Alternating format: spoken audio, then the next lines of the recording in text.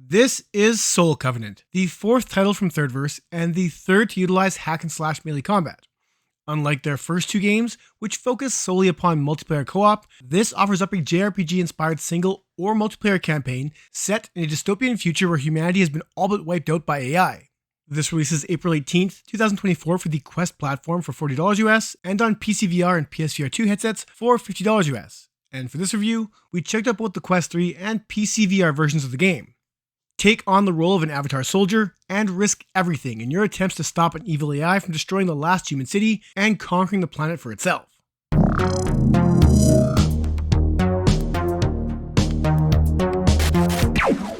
Hello VR lovers, before we get to it, if you enjoyed this review, don't forget to give us a thumbs up as it really helps us out, subscribe to stay up to date with our content, and please leave a comment with your thoughts on this release. I'm coming off a cold for this review, so bear with me, and that being said, I'm Ryan for the VR Grid, now let's do this. Soul Covenant is nothing short of a busy game, and right from the onset, it doesn't hold back in throwing a lot of narrative at the player, using a lot of words that are initially nonsensical, though stay the course, and the story does start to fall into place. To sum it up, you are a soldier known as an avatar, and should you perish in battle, your memories will pass on into a clone of your former self. When avatars truly die, their remains turn into relic bodies, a material that hardens and is reshaped into weapons to combat the mech core. The main theme here is that in death, there is life. This armada of machines is led by an AI known as Adam, and its armies are encroaching upon the last human city known as Tokyo Arc, with you and your own AI named Eve, see what they did there? As well as super soldier allies being the last line of defense in stopping them. There are a ton of other elements at play, and while the gameplay is all about melee combat, there is a near equal amount of story here, so prepare to sit back and watch, as almost all of this tale is told through still image cinematics. Now, as far as the action goes, those familiar with Swords of Gargantua or Altar Breaker will be quite familiar with the waggle fest that is Soul Covenant. Now to be fair, the combat mechanics are more than just waggling, but that ultimately is what you'll be doing the most of here. The weapons you carry are known as scapegoats, and what makes them special is that they are made of the bones from your fallen comrades and look pretty damn cool. Broader strokes provide more damage than quicker ones, though I've found attacking as fast as possible to be the best way to stop the most amount of enemies.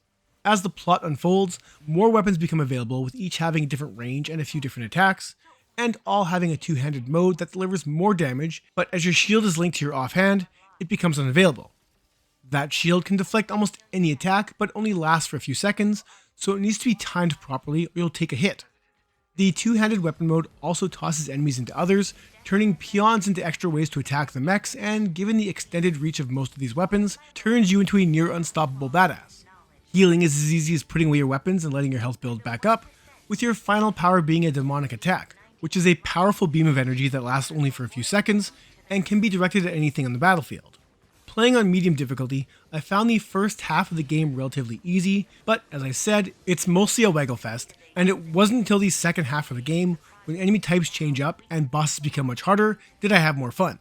It's the boss encounters that greatly mix things up, as they are much larger, unleash devastating attacks, and when paired with those smaller troops, or in stages where you also have to defend a structure known as a Lucifer of Mechanism, can they offer more challenge.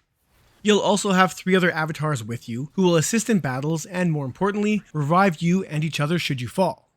This all makes for a relatively engaging VR combat experience once the difficulty ramps up and enemies try to overwhelm you, plus the creepy nature of the mechs is always unnerving, but a few factors do hold this back. Regardless of the platform you play this on, the same issues show up with the Quest version suffering the most, but that's really only due to a downgrade in visual quality. The pacing is erratic, with the large emphasis on storytelling happening outside of the gameplay, meaning there's just a lot of time when I was just sitting there watching those non-interactive cutscenes and trying to decipher exactly what was happening, especially during the early goings of the story. The biggest knock against this is just how repetitive the game is, with there only being a handful of stages in here, with different environmental elements scattered around each map, and minor change-ups to the background. That, combined with the relatively small variety in foes, makes for encounters that can feel quite samey at times. Every stage opens the same, with you having to boot up Regale by pressing a holographic button, and every 4th stage requiring you to scan bodies and open a few large doors to find a boss at the end. Almost every element in here repeats again and again and again, and I think it will depend largely upon your investment in the story if you're willing to get through the roughly 6-hour campaign. For the record, I ended up playing this in 30-minute sessions at the most, as the sameness of it all did wear on me. There are other elements at play, including a level up system for both your abilities and your weapons, that involve accruing monads from your fallen foes and spending them where you want, maxing them out until you break their level by using boss monads to further increase their limits. Should all the verbiage be overwhelming, you can pull up logs with information on all the characters and locations at play. There's also post-game missions which are too challenging for a single player, with the multiplayer element allowing you to tackle any mission with up to 3 other players, which might make things a little more fun, but as I couldn't play this mode ahead of release, it won't affect my final score of this game, as my issues aren't fixed by playing with others. With stages, enemies, cutscene images, and just about every element of Soul Covenant repeating too often, it's a shame then that the game doesn't look good enough to mask some of these shortcomings. Having played this on the PC in Quest 3, the PC is hands down the better looking version thanks to some dynamic lighting effects and a larger amount of detail on just about everything, but in many ways the barren and uninspired arenas look just as vacant as they do in the Quest. The distant background showcased the rogue AI overtaking the world, but up close, it's little more than flat areas scattered with cars, buses, crates, and rubble, with incredibly low poly textures that do little to impress.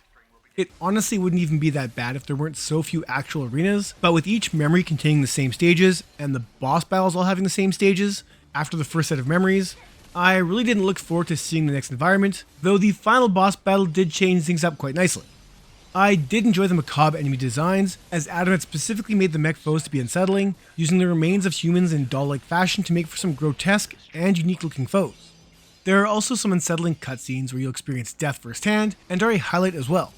Outside of key characters, ally models are also recycled, and there is some fun uses of VR thanks to some digital tunnels and whatnot. It's like the developers had a scope for a 6-hour story, but only had the budget for a 2-hour one, if you catch my drift. Now, despite my misgivings about how the story is told, I will give credit in saying that the world built here is complex, if not a bit familiar.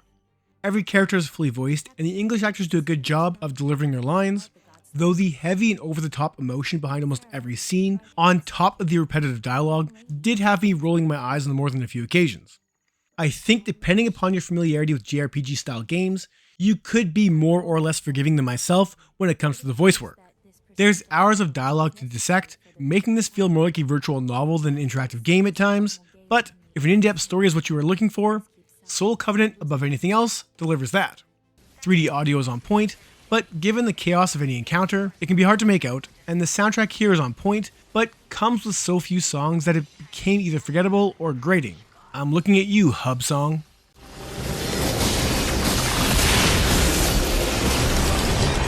Transcend death, that is where our future lies.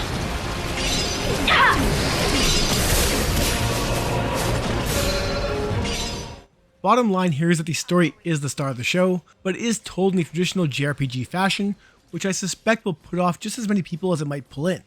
When it's all said and done, I did enjoy the world building and mythos of Soul Covenant, but just found that the gameplay couldn't keep up with the epic story being told. It's the lack of variety in just about every element of the game that left me wanting, as what's here really does get quite repetitive. The latter half ups the challenge with boss battles and an increased variety in foes, and if you are looking to test yourself, you can increase the difficulty. I just don't know if the risk of failure and repeating more stages in an already repetitious game is a good idea. This all makes for a game I'm hard pressed to recommend for the $40 Quest price, as it just feels like it's asking a little bit too much in regard to playing through this much recycled content. As for the $50 Steam and PSVR 2 versions, the bump in visual quality isn't really worth what is still the exact same game. I'm going to give Soul Covenant a 6.5 out of 10. It's an alright VR brawler with a good story, but relies too heavily on playing through the same stages and fighting the same enemies over and over and over. If you enjoyed this video, please do all the YouTube things to help us out, and that's it for this one. Thank you so much for watching.